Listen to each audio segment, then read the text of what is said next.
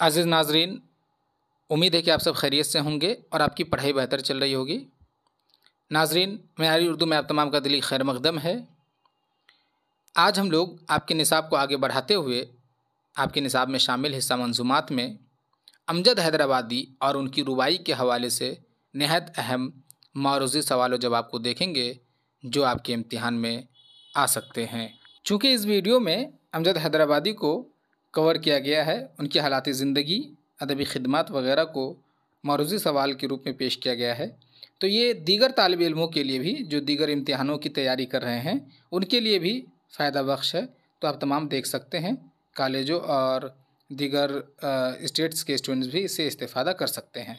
नाज़रीन, इससे क़ब्ल मैं आपको ये बता दूं कि इस वीडियो को अपलोड करने में ताख़ीर हो गई, ज़रा मसरूफ़ियात की वजह से। आप लोग घबराइए मत, मैं आपके एग्ज़ाम से कबल कर दूंगा सब। और इसके अलावा मैंने इससे क़ब्ल की वीडियोज़ में बताया था कि तशरीह की ज़रूरत नहीं है, वक्त की किल्लत की वजह से नहीं किया जा रहा है, तो आप लोग उसमें परेशान मत होइए। आपसे तशरीह, आपसे ख़ुलासा नहीं पूछा जाएगा, तो आपको घबराने की ज़रूरत नहीं है। आप अपने इम्तिहान के हवाले से तैयारी कर रहे हैं, जिस चीज़ की ज़रूरत है वो मैं अपलोड कर रहा हूँ, तो बिला झिझक आप उसी चीज़ को पढ़िए जो मैं अपलोड कर रहा हूँ। घबराने की ज़रूरत बिल्कुल भी नहीं है, ठीक है। पहले सेमेस्टर में सब MCQs हैं और SAQs हैं, तो मैं SAQ के अंदाज़ में पढ़ाता हूँ और वो MCQ में आप आराम से कर पाएंगे, ठीक है। क्योंकि MCQ से SAQ बनाना मुश्किल है, लेकिन SAQ से MCQ मुश्किल नहीं है। इसीलिए मेरी गुजारिश है आप तमाम तालिब इल्म से कि आप लोग पैनिक मत होइए, घबराइए मत, आप लोग MCQs पे ध्यान दीजिए, यही आपके इम्तिहान में आएगा। इससे क़ब्ल कि हम लोग वीडियो शुरू करें, आप तमाम से गुजारिश है कि वीडियो को लाइक कीजिए। व्हाट्सएप ग्रुप में करीब 150 से ज़ायद स्टूडेंट्स हैं, वीडियो पे कम से कम 100 लाइक्स तो होना चाहिए, तो इससे मुझे लगेगा कि आप लोग पढ़ाई कर रहे हैं। तो वीडियो को आप लोग लाइक कीजिए, कमेंट भी कीजिए कि वीडियो आपको कैसी लग रही है, और उसके बाद इसे अपने दोस्त अहबाब से साझा कर लीजिए ताकि वो भी इससे इस्तिफ़ादा कर सकें। चलिए शुरू करते हैं आज की इस वीडियो को, जिसका उन्वान है अमजद हैदराबादी और उसकी रुबाई के हवाले से नहायत अहम मारूज़ी सवाल जवाब। तो पहला सवाल है, अमजद हैदराबादी का पूरा नाम बताएं। जवाब, अमजद हैदराबादी का असल नाम या पूरा नाम सैयद अहमद हुसैन है। अगला सवाल, अच्छा ये पूरा नाम भी आए या असल नाम आए तब भी आपको सैयद अहमद हुसैन लिखना है, ठीक है। अमजद हैदराबादी का तखल्लुस बताइए। तखल्लुस जानते हैं, शायर का जो है वो शायरी में इस्तेमाल करने वाला नाम होता है, तो अमजद हैदराबादी का तखल्लुस अमजद है। अगला सवाल, अमजद हैदराबादी की पैदाइश कब और कहाँ हुई। तो अमजद हैदराबादी की पैदाइश 1886 ईस्वी को हैदराबाद में हुई। गूगल वगैरह में आप देखेंगे तो डेट ज़रा 74 शायद दिखाता है, वो 1886 है। तहकीक के मुताबिक जहाँ तक मैंने मुताला किया है तो 1886 ही है, तो 86 ही आप अपने जहन में रखिएगा, क्योंकि गूगल और अगर आप कहीं देखेंगे तो आपको 1872 या 74 दिखेगा, लेकिन इनके ऊपर में जिन्होंने तहकीक किया है उसके मुताबिक 1886 है, इसलिए 1886 ही याद रखिएगा। अगला सवाल, अमजद हैदराबादी के वालिद का नाम बताएं। तो अमजद हैदराबादी के वालिद का नाम सैयद रहीम अली था। इनका नाम सैयद अहमद हुसैन और इनके वालिद का नाम सैयद रहीम अली, याद रखिएगा। अगले स्लाइड को देखिए, अमजद हैदराबादी की वालिदा का नाम बताएं। तो वालिद का नाम अब देखिए, अब वालिदा का नाम देखिए। अमजद हैदराबादी की वालिदा का नाम सोफ़िया था, ठीक है, सोफ़िया। अमजद हैदराबादी ने कुल कितनी शादियाँ की। तो अमजद हैदराबादी ने कुल 3 शादियाँ की।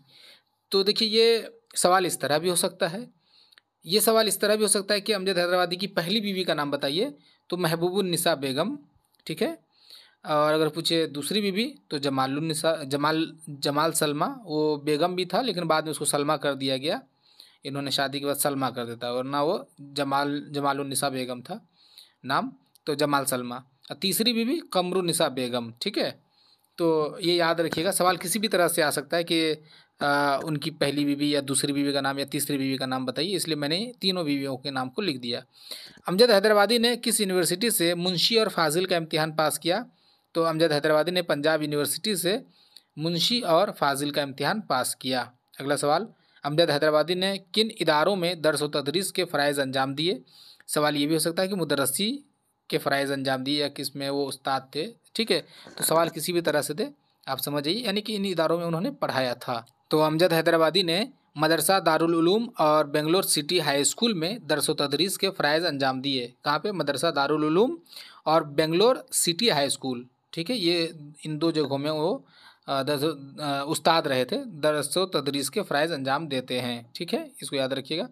अगले स्लाइड को देखिए।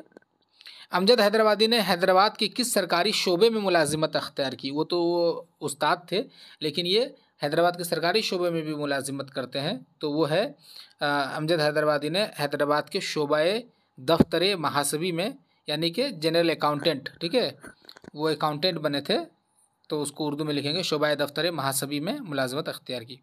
अगला सवाल, अमजद हैदराबादी मुलाजिमत से कब सुबुकदोश हुए? सुबुकदोश यानी कि रिटायर हो गए, ठीक। तो अमजद हैदराबादी मुलाजिमत से 1932 ईस्वी में सुबुकदोश हुए। अगला सवाल, अमजद हैदराबादी ने किससे फ़लसफ़ा व मंतिक की तालीम हासिल की? लॉजिक है, ठीक है, लॉजिक और फिलोसफी किससे पढ़ा उन्होंने? तो अमजद हैदराबादी ने अब्दुल वहाब बारी और सैयद अली शोस्तरी से फ़लसफ़ा व मंतिक की तालीम हासिल की। किससे? दो नाम है यहाँ पे, अब्दुल वहाब बारी और सैयद अली शोस्तरी, ठीक है। इन दोनों से उन्होंने फ़लसफ़ा और मंतिक की, दोनों में से कोई एक भी पूछ सकता है कि फ़लसफ़ा की तालीम हासिल की या मंतिक की तालीम, तो आपसे जो पूछा जाए या दोनों पूछा जाए तो दोनों के लिए ये दोनों नाम है। अगला सवाल है कि किस नदी में सैलाब आने की वजह से अमजद का ख़ानदान डूब गया था? तो इसका जवाब होगा कि हैदराबाद की मूसा नदी में सैलाब आने की वजह से अमजद का ख़ानदान डूब गया था। ये वाक़या नहायत दर्दनाक था हैदराबाद की तारीख़ में या हिंदुस्तान की तारीख़ में, नहायत दर्दनाक वाक़या था। और चूँकि इसमें जो है अमजद हैदराबादी का पूरा ख़ानदान से मुराद है इनकी पहली बीवी और इनकी बेटी अज़ीमुन्निसा और इनकी वालिद तो बचपन में ही इंतकाल कर जाते हैं, ठीक है, ये मैं बता दे रहा हूँ। ये तीन इनके ख़ानदान थे और ये तीनों जो है इसी सैलाब में बह जाते हैं। ये किसी तरह से एक दरख्त पे चढ़ जाते हैं और बहुत मुश्किल से ये बच पाते हैं, और इन तीनों को वो नहीं बचा पाते हैं। बहुत से लोग जहाँ बहक हो जाते हैं तो उसमें इनके ख़ानदान भी बह जाते हैं, यानी कि बचपन में वालिद इंतकाल कर जाते हैं, उनकी कब्र का पता नहीं चलता और इन तीनों का तो पता ही नहीं चलता कहाँ चला जाता है बह करके। तो इनकी ज़िंदगी बहुत ही दर्द व अलम से मामूर है। तो ये जो मूसा नदी में सैलाब आया था 1908, अगला सवाल आप देखेंगे तो कब आया था। तो अगर पूछा जाए कि किस नदी में सैलाब आया था, तो मूसा नदी में, वो हैदराबाद में है। तो इसी में सैलाब आने की वजह से इसका ख़ानदान जो है बह गया था। ये भी हो सकता है इसका ख़ानदान किस तरह से जहाँ बहक हो जाता है, तो मूसा नदी में सैलाब आने की वजह से। किसी तरह से भी सवाल आए आपको समझना है और सही से जवाब देना है। अगले सवाल को देखिए, मूसा नदी में तुग़यानी यानी सैलाब कब आया था? तुग़यानी का भी लफ्ज़ आ सकता है या सैलाब का, मैंने ब्रैकेट में इसलिए लिख दिया कि हो सकता है आ जाए तो आप उसको परेशान ना हो जाए। तुग़यानी सैलाब को ही कहते हैं। तो वो 1908 ईस्वी में आया था, ठीक है, 1908 ईस्वी में सैलाब आया था। अच्छा, मैं एक बात और बता दूं कि इसी सैलाब में अमजद हैदराबादी का जो रुबाइयों का मजमुआ था, पहला मजमुआ, वो बह जाता है, ठीक है। इसमें चूँकि अब इंसान बह गया है तो किताब का क्या मजाल। तो इसमें ये भी सवाल हो सकता है कि किस शायर की किताब बह जाती है, तो हैदराबादी है, अमजद हैदराबादी। तो 1908 ईस्वी में मूसा नदी में सैलाब आता है। अगला सवाल, सैलाब में अमजद के ख़ानदान के डूबने के दर्द का बयान किस नज़्म में है? ठीक है, उन्होंने बहुत सी रुबाइयों में और नज़मों में बयान किया, लेकिन इस नज़्म में ख़ास तौर से है। तो उसका नाम है क़यामत सुग़रा। क़यामत सुग़रा यानी कि मिनी क़यामत, ठीक है, यानी कि छोटी क़यामत, क्योंकि क़यामत तो आप जानते कब होगी। ये उनके लिए क़यामत से कम नहीं है, वो जो डूब जाते हैं सब। तो क़यामत सुग़रा में उन्होंने पेश किया है। अगला सवाल, अमजद हैदराबादी ने कब हज किया? तो जवाब है अमजद हैदराबादी ने 1928 ईस्वी में हज किया। अपनी दूसरी बीवी जो है सलमा, उसके साथ वो हज करते हैं। अमजद हैदराबादी के पहले शेरी मजमूए का नाम बताएं। अमजद हैदराबादी के पहले शेरी मजमूए का नाम रुबाइयात अमजद है। ये कब मंजर आम पर आती है किताब? 1907 ईस्वी में, ठीक है। यही किताब जो है बह जाती है जब जिस वक्त तो मतलब तख्लीक नहीं हुई होती है, बस उसका ड्राफ्ट होता है। तो रुबाइयात अमजद, ठीक है। अमजद हैदराबादी की चंद किताबों के नाम बताएं। तो चंद किताबों के नाम मैं इसलिए दे रहा हूँ क्योंकि हो सकता है कि एमसीक्यू में कोई एक दे करके पूछ ले। तो रुबाइयात अमजद, रियाज़ अमजद, हुस्न बिलाल, जमाल अमजद और हज अमजद। अमजद वगैरह। अच्छा, अमजद 2 बार हो गया है, एक ही होगा वगैरह, ठीक है। ये उनकी चंद किताबों के नाम हैं। अमजद हैदराबादी की सवानही किताब का नाम बताएं। तो अमजद हैदराबादी की सवानही किताब का नाम जमाल अमजद है, जिसमें उन्होंने अपनी बीवी के बारे में बयान किया और फिर अपनी सवानही के बारे में भी। तो जमाल अमजद, हाँ, सवानही किताब है, यानी कि बायोग्राफिकल किताब। अगला सवाल, अमजद हैदराबादी ने किस किताब में अपनी बीवी जमाल सलमा के बारे में लिखा है? तो जमाल अमजद में, ठीक है। अगला सवाल है, अमजद हैदराबादी की वफ़ात कब और कहाँ हुई? तो अमजद हैदराबादी की वफ़ात 29 मार्च 1961 ईस्वी को हैदराबाद में हुई। अगले स्लाइड को देखिए। अब देखिए, ये वो पॉइंट्स हैं जो आप जहन में रखिएगा, हो सकता है इस पे सवाल बन सकता है, ठीक है। तो अमजद हैदराबादी बुनियादी तौर पर रुबाई के शायर हैं। सवाल हो सकता है कि अमजद हैदराबादी बुनियादी तौर पर किस सिन्फ के शायर हैं? तो रुबाई के शायर हैं। अमजद हैदराबादी की शायरी में सूफियाना रंग गालिब है, यानी कि इनकी शायरी का जो थीम है वो सूफीज़म पे है। सूफियाना रंग इनके यहाँ बहुत ज़्यादा पाया जाता है, ठीक है, सूफियाना रंग।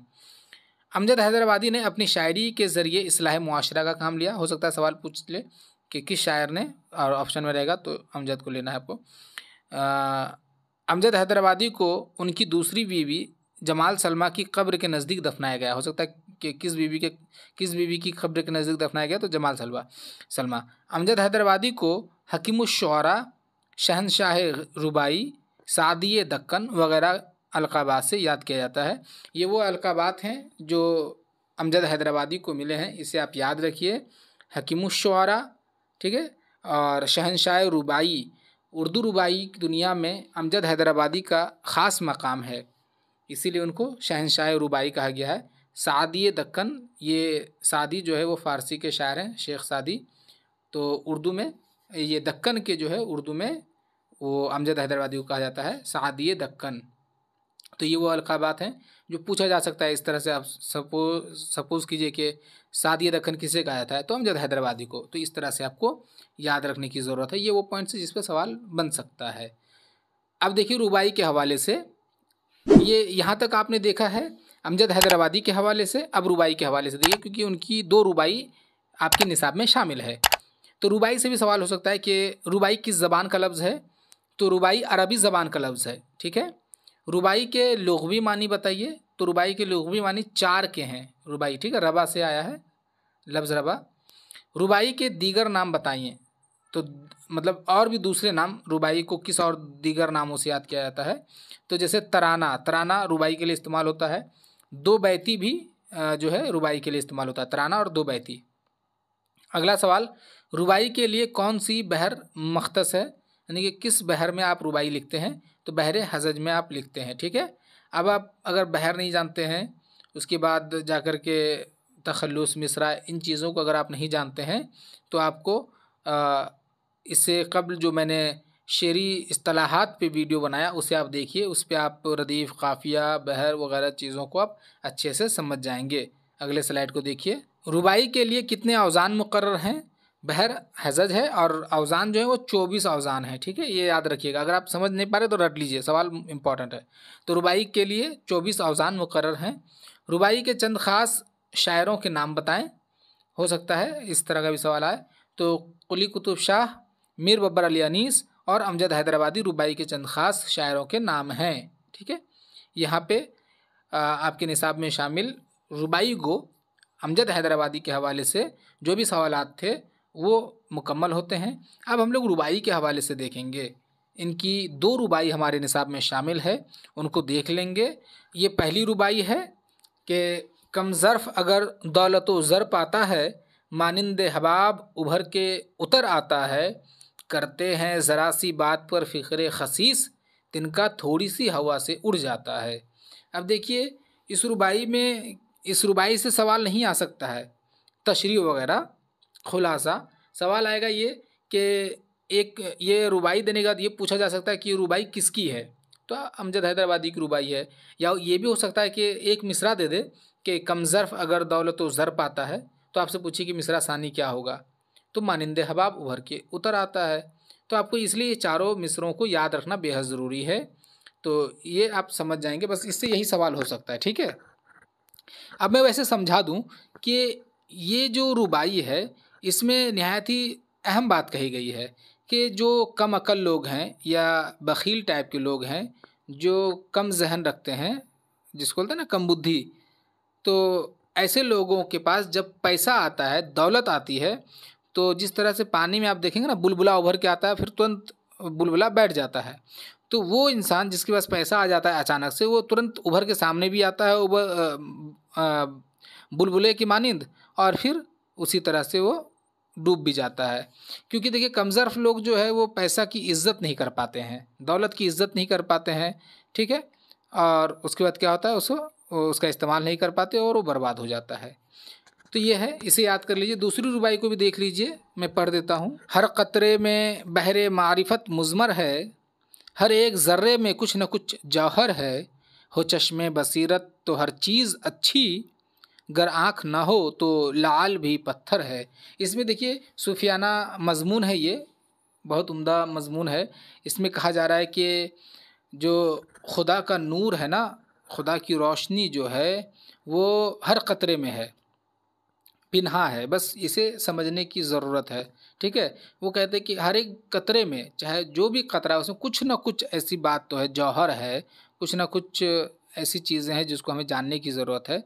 और आप देखेंगे, कहा जाता है ना कि कण कण में खुदा है, वही मामला है कि हर कतरे में खुदा को पहचानने वाली बात है। जैसे मान लीजिए अगर आप देख लें, सूरज को देख लीजिए, तो सूरज को देख के लगता है कि जाहिर सी बात है किसी ने बनाया होगा, खुदा ने बनाया होगा। इस दुनिया में जो भी चीज़ें उसे देख कर, दरख्त को देख करके, चरिंद परिंद को देख के, आबो हवा को देख के, जो भी चीज़ें उसको देख के लगता है कि खुदा ने बनाया है। छोटी से छोटी चीज़ को भी देखेंगे आप तो आपको ऐसा ही लगेगा, ठीक है।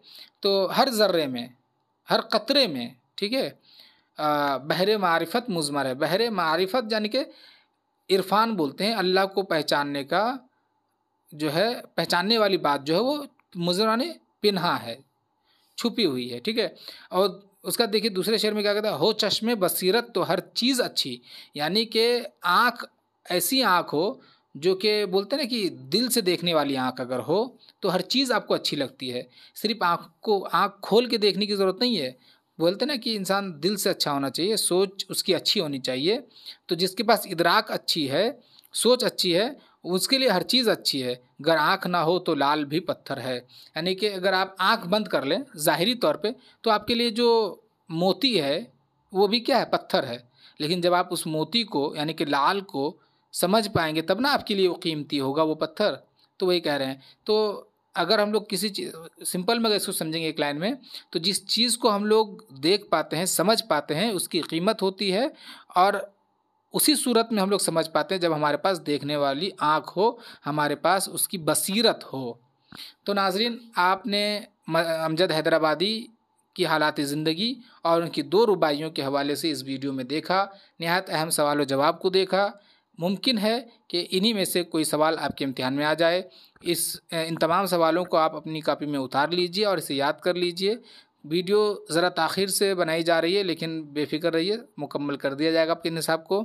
इस वीडियो को ज़्यादा से ज़्यादा लाइक कीजिए, अपने दोस्त अहबाब से साझा कीजिए ताकि वो भी इस्तेफ़ादा कर सके, और वीडियो के हवाले से कमेंट बॉक्स में ज़रूर अपनी राय दें ताकि मैं शुक्रिया के साथ उस पर अमल कर सकूँ।